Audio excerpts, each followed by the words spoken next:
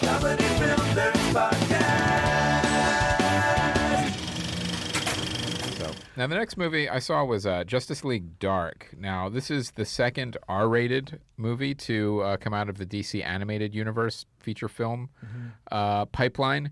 Now, I'm not exactly sure what made it R. It's just as violent as the other PG-13 ones, although it wasn't nearly as disturbing as Killing Joke, because as you know, that graphic novel is very disturbing, and having it animated is even more so. I could see that one getting R. This one was more, it was because I think it had some horror elements in it. Whenever you add horror elements like demons and monsters and creepy, a little more blood, it goes a little bit R, even though it was animated. Now, this is one of those so movies. arbitrary because let's be very honest, the arbitrary. Christopher Nolan Batman movies could all be rated R. Easily. All Yeah. And this is the kind of thing, too, that this type of movie, what it was trying to do is basically introduce some of these new characters, like John Constantine, who was originally based on Sting, which makes perfect sense if you read the old comics. He looks like him, he acts like him, and he's into tantric sex. Yeah, well, kind of, yeah. So. Trudy. The Matt right, and Matt Ryan. I don't know why I know her name. Why do we all know Sting's wife's name? And Matt Ryan plays John Constantine, who actually played him in the live-action version on the CBS show that was very short-lived, and then also as a guest star on Arrow. So this character is very interesting, and they can never seem to get him right, like in either the live-action or animated versions. Basically, what you have is a very flawed character. And then there was the Keanu Reeves movie, which was a disaster. That's still, again, all the same character, and they just can't seem to get him completely right. This was probably the closest that Keanu they've Reeves gotten. movie? That was a disaster. I know, isn't that I've never unbelievable? said that before. Yeah, isn't that? It's so weird. But basically, what you have is you have this flawed character who is embroiled in magic, and the theme of magic is there's always a price to pay. Like if you do something, something else has to pay the price, or you pay the price, your soul, whatever.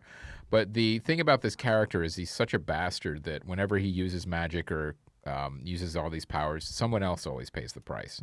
So that makes him this flawed, really weird, interesting character, even though he sometimes tries to, or a lot of times he tries to do the right thing, but someone else always pays for the shit that he does.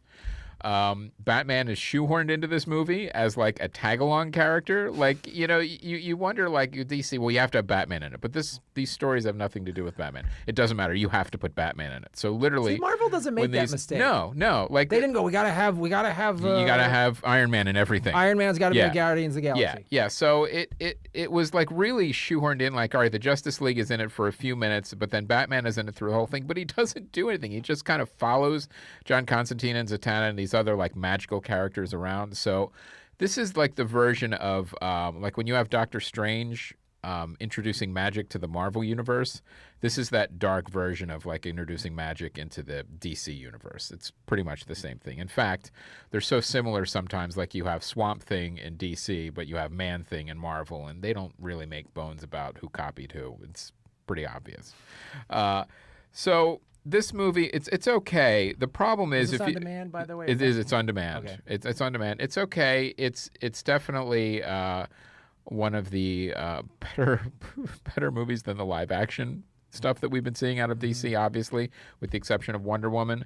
But it doesn't focus in to these characters, which it really should. It shoehorns Batman and some of the other characters in that don't need to be there. Like a good example of one of these movies that was Assault on Arkham, where you had a Suicide Squad movie and Batman was a secondary supporting character. They got it completely wrong in this, where Batman wasn't even a supporting character. He was just literally drawn in every shot, not doing anything. Like that. Like, what do you don't have, then don't put Batman in there. You don't have to have Batman in the corner. Yeah, he's literally, Do they just like pull up and there's the Batmobile? Like, oh, it's probably close. And every once in a while, there's just a shot of him going, like disapproving growl because it's magic and he doesn't like magic. So it was definitely Batman doesn't like magic? Yeah, he's like so theatricality and deception are powerful agents. That doesn't. Who doesn't like real magic? Oh, yes, because that's the. So this is some sort This of is the Christian themed one. Yes. So it was a weird movie. It was it's okay. It's not a horrible movie, but it's also You make it sound horrible. Yeah, there's parts of it where you're looking at it and you're going like, well, what an odd choice creatively to do that. If you're going to concentrate on Justice League Dark and these dark magical characters, you don't have to shoehorn in all these other A characters. disgruntled Batman. Yeah, like a disgruntled Batman. Middle management Batman. And then you see too. It's Wait like, till corporate sees this. a good example is like when you have those B sci-fi movies and you have the one star who's in it for 5 minutes, but they're on the cover.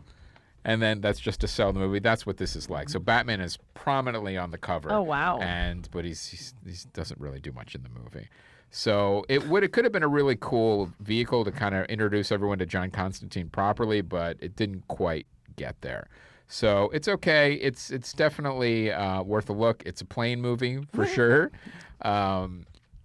But it doesn't. You definitely end up wanting more for it, and you also you end up talking to the screen a couple times, going, "Why doesn't Batman do something?"